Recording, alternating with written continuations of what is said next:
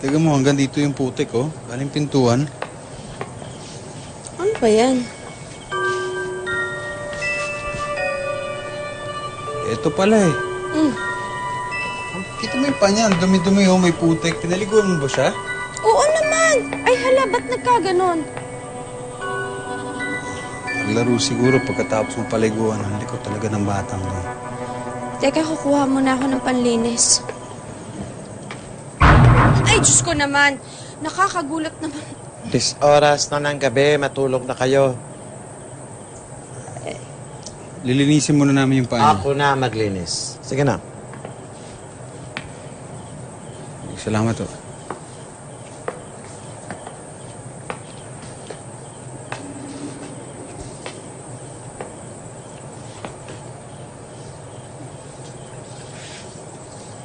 May kalaro na kayo. Lalo na ikaw. Meron ka ng kalaro.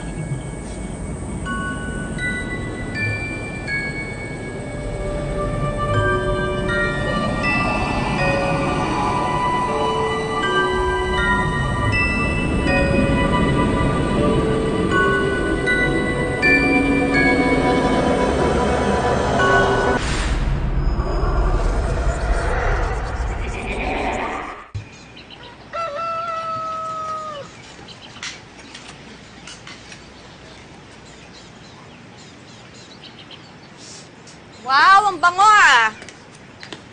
Ano po yung niluluto niya? Paborito ito ni John nung bata pa siya. Recipe ito ni Lolo Aryong. Saan niyo naman po kinuha yung pinambili niyan? Ang importante yan. Kaya ako na ito. Basta, bayaran mo na lang ako kung makaluwag-luwag ka na. Huwag po kayong mag-alala. Pag nabenta naman tong bahay, mababayaran niyo. Yan ang wag na wag na niyong gagawin. Ipinamana ito kay John ni Lolo Aryong. Doon man lamang magkaroon kayo ng respeto sa tradisyon. Bahay naman ho namin to eh. Pwede namin gawin kung ano gusto namin gawin. Ipinamana ito ni Lolo Aryong kay John. Wala kayong karapatan ibenta ito. Mukhang masarap. Diyan man lamang, matuto na kayo magbigay halaga sa iniwan ng tao sa inyo. Pasensya na ho. Mukha naman masarap yung niluto niyo eh. Alam mo, Mary, mas sasarap ang buhay ninyo kapag nagbigay-pugay ka sa mga duwende. Paano ba man magbigay alay tayo ng pagkain? Alam ko na. Samahan mo ako sa ilalim ng puno na mangga at mag-alay tayo doon ng pagkain.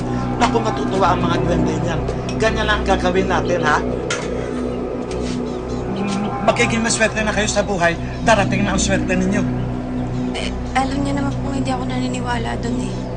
Maniwala ka, wala namang mawawala sa'yo, di ba? Puntahan na natin sila ngayon, ialay ito, isama natin sila. Yun ang gusto nila.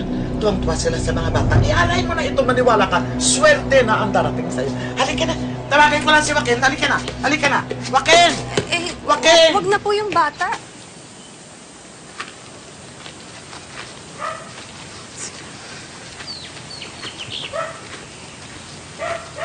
Halika, Joaquin. May papakilala ako sa'yo. Ka.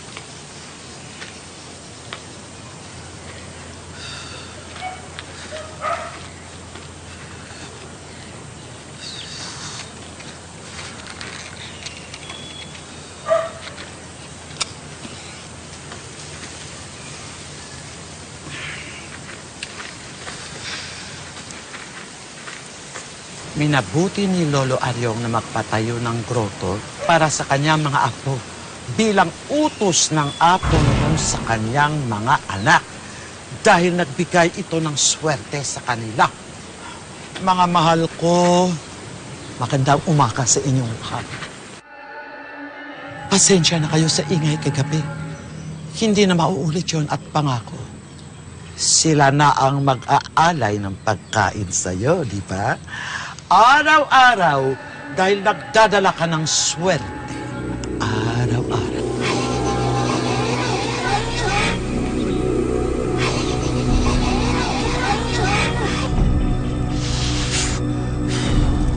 Yan, may kalaro ka na. Sige, Joaquin, bulungan mo siya kung anong gusto mo. Magdadala ng swerte yan sa buong pamilya. Kausapin mo. Very good, Joaquin. Bulong. Good boy, sige. Marami yan. Pagdating ng gabi, marami kayo dyan. Maglalaro. Yan.